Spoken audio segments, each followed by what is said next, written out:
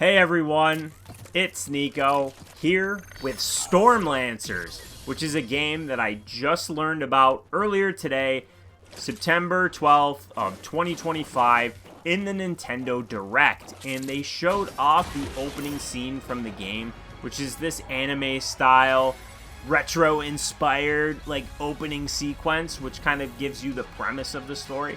And I thought, oh, this looks interesting. Then they showed off some of the gameplay, and it's an action roguelite that looks very fast-paced. I'm like, all right, I gotta cover this. This is gonna slip under the radar. This has got my name all over it. So the developer was kind enough to send me over code to check it out, play it, and I finished it in just a few hours. So there's plenty for me to still do. I don't think I was supposed to beat it quite yet. I just think I had a really good run, because this is a roguelite. You're meant to fail again and again. And I did fail quite a bit in the beginning, but I did manage to beat it, I think, way sooner than I was supposed to.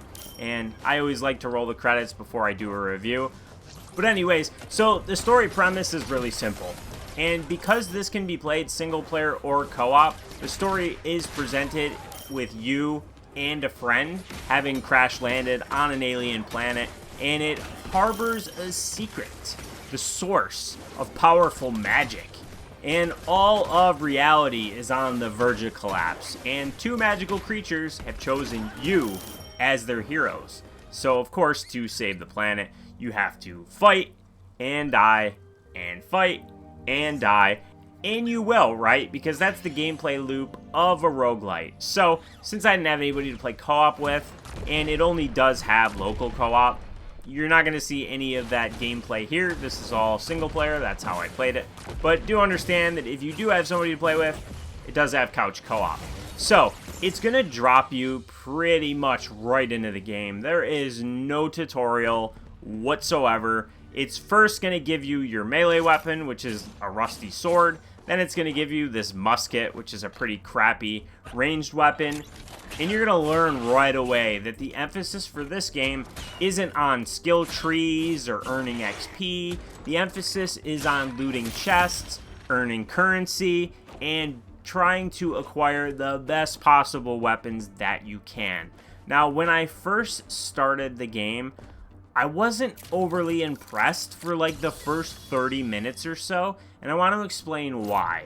Because in the beginning, all you can really do is attack. You don't have any of the mobility that you're gonna earn later on. And thankfully, the mobility are permanent upgrades, so once you acquire each of them, you'll have it for every run after that. But you have no way to dodge, no way to move around quickly. All you could really do is attack and jump, so it's very basic. But after you beat the first level, which isn't that long, you will gain a slide. And it's like, okay, I earned a slide, and there's at least 3 more elements of mobility I'm gonna earn. So that was the point where I really started to get interested and excited, because I realized that the first half hour or so that it took for me to get to that point was just the slow burn I had to experience to get to the fun part of Stormlancers. The first area, which is the cave, where you're going to get the slide at the end, it always plays out the same, which is a bit of a bummer. It's the only level in the game that's always exactly the same, but it's so short that it's not really that big of a problem, but it was a bit of a drag to have to go through this every single run. But once you get the hang of it, you'll just breeze right through, especially when you get some of the permanent upgrades. But after that, every single level, which they're quite massive and varied in the environment types, they are pretty different each time.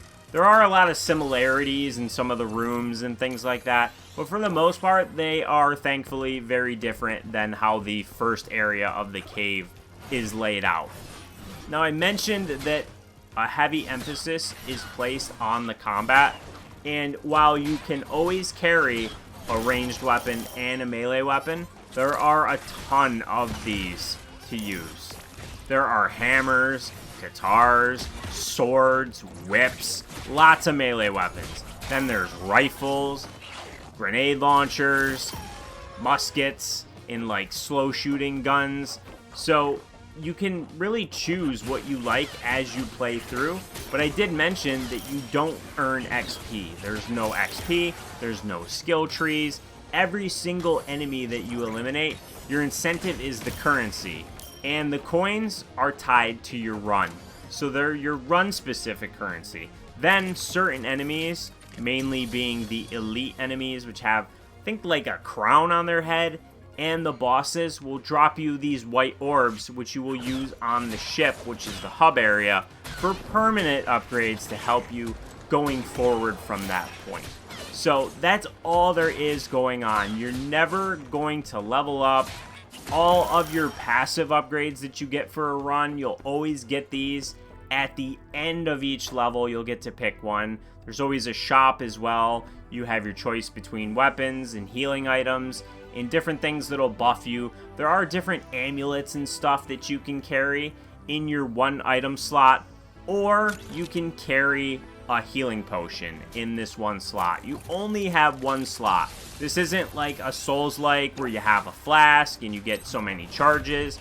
You get healing potions from green chests or the shop, and then there's other chests that are different rarity types that cost different amounts of coin to open, which will drop you a random weapon. So the emphasis is definitely placed on the weapons. I actually quite like this because it's different than what I used to. Similar, but different. And I did really enjoy that part of it. The level designs, for the most part, are pretty good. They're varied from level to level. You're gonna come across a lot of rooms that feel the same. There's a few enemies in them. Sometimes you can slide under something, or sometimes you need to double jump or use your grappling hook to get up high. There's a lot of exploration that goes into it, and thankfully the map is really helpful here. It will chart your progress as you're going through, but I do have two complaints with the map system. Now, the first is the way you call up the map. Now, both start and select will bring up your pause menu, which will default to the inventory screen. Then you always have to tab over to the map. Now, this might seem like a small thing, but when you're constantly having to call the map up because the levels are so large, it gets annoying really fast. For that extra second or two, you have to keep tabbing over. The select button, or in this case on the Switch, the minus button, should absolutely just bring you to the map. Have the start button bring you to inventory, have the select or minus button bring you to the map. This has Metroidvania roots. There's really no excuse to not have it function this way.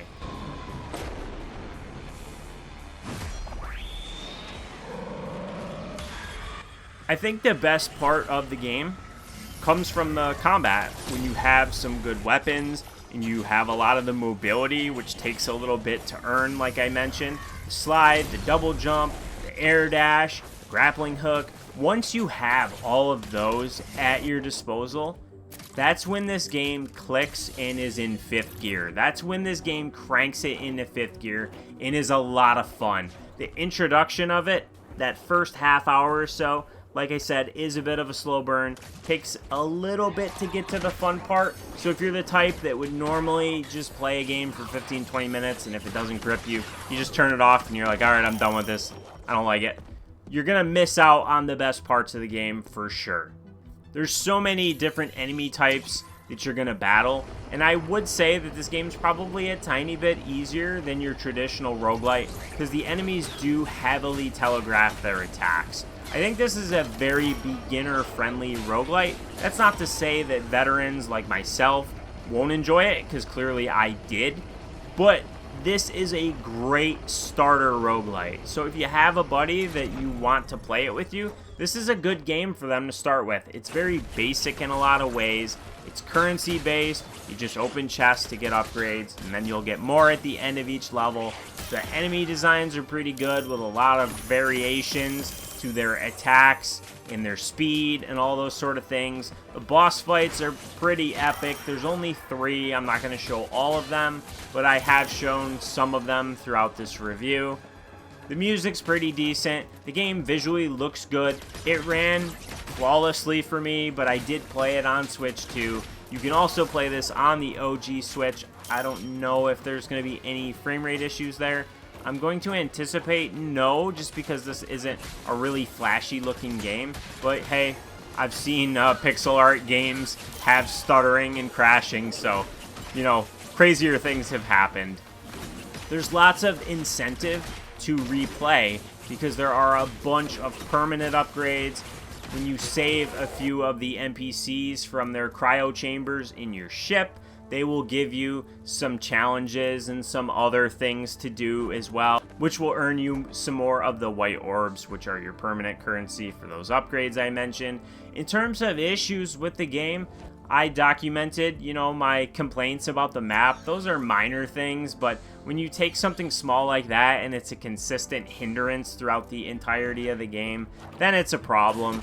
My only other complaints, I would say, are there is a bug, and I've had this happen with a few different enemy types, where they'll kind of phase through the collision of the environment and then they'll get stuck in there. This isn't a huge deal in the sense that you don't need to eliminate every enemy. It's not like you need to kill every enemy to proceed. You're just going to be missing out on a few coins. But anything like this is always kind of like jarring to look at and kind of takes me out of the experience for a bit. And then there's some small graphical things kind of going on. I saw some parts of the environment kind of flicker in or flicker out, and I'm not going to show this because it happened a few times and I have a few hours of footage, and it's not worth my time to try and find it to show you something small like that. But other than those small things, like the game never crashed, I didn't have any crazy issues, the balancing seems to be pretty good. This is just a really well-made game that I really hope does well, but I have a feeling like it's going to slip under the radar, so that is definitely why I wanted to cover it. So if you have any questions on Stormlancers, I will be playing more of this, so I'm sure I'll be even more knowledgeable after I release this video. But this is a really fun one that you should absolutely check out if you like action roguelites. Don't skip this one, and if you don't want to pick it up right now, add it to your wish list, pick it up in the future. It's definitely a good time. I appreciate you watching this review and hope you enjoyed it. If you did, make sure to do all the YouTube stuff, like, comment, subscribe, and as always, I'll catch you on the next one.